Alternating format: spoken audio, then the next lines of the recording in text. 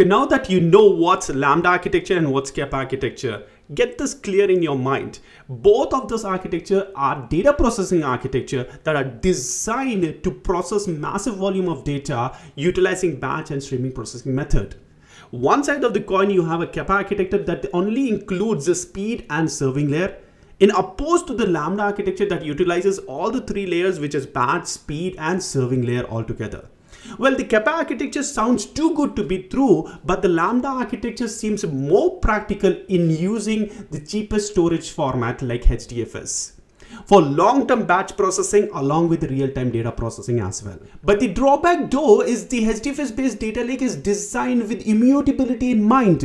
In this episode, I'm going to talk about the Delta architecture, which is a third Greek letter overcoming all the big data challenges. Excited to begin? Smashing that like button. Welcome to Masterly Data. I'm Raza, and this channel helps you become a data literate with Masterly Data strategy. If you're new to this channel, welcome. I drop an episode 3 times a week to decode data and help you grow with your data understanding. Be sure to hit the subscribe button and the bell icon. You'll get notified every single time I drop an episode with data energy. Now, if you're already part of this community, welcome back. It's always awesome to see you over here. Okay, know this fact, where there's a big data, there is always going to be a big problems. So allow me to speak about few big data management challenges even before we jump on to knowing what the Delta architecture is all about.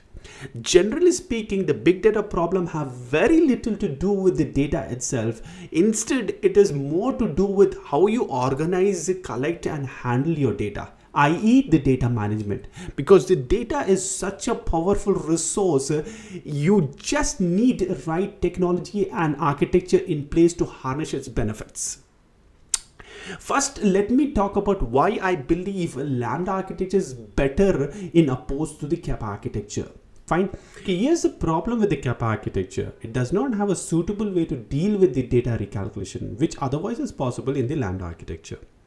Okay, let's jump on the screen and visually explain you what I mean by here, right? Okay, so as you can see, a streaming processing system do not consider the problem of data recalculation because there is no storage whatsoever. But with regards to Lambda architecture, recalculation, reprocessing is easy for both streaming data as well as for the historical data.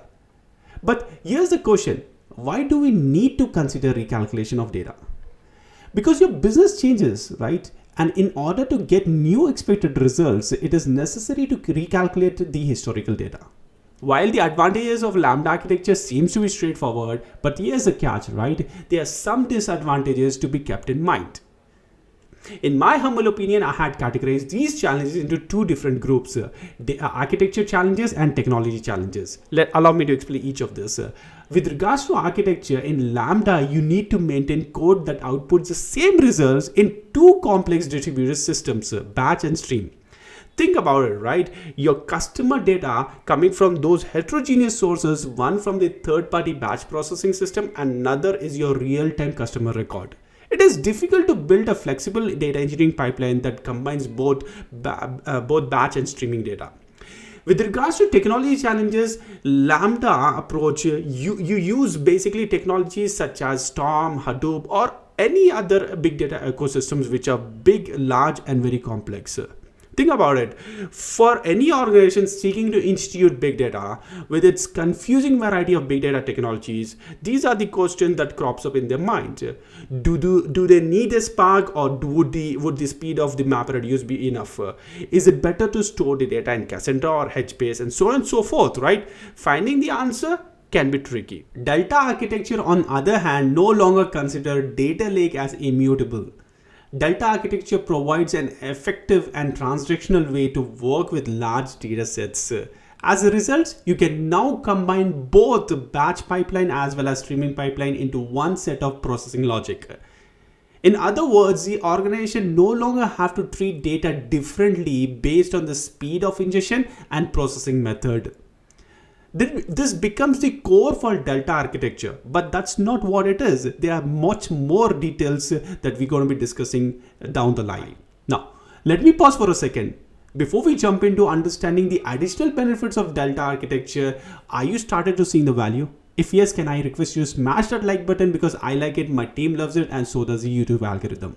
Okay, although Delta architecture offers a unified approach for the batch and streaming, additionally it allows you to carry out asset transaction, data concurrency control, protecting data integrity, and so on and so forth. Time travel, data snapshot allow you to access and revert to the previous version for auditing, rolling back the changes, and so on and so forth. Open format, data is stored in Apache PACU format, allowing Delta to take full advantage of PACU's effective native compression and coding schema.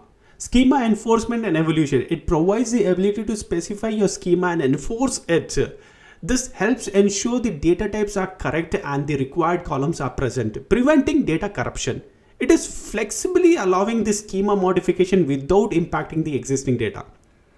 Audit history, Data Lake transaction log records the details of every change made to the data, providing a complete audit trail. Deletes, updates, and ingestions. It supports merge, updates, deletes on your data sitting on your data lake.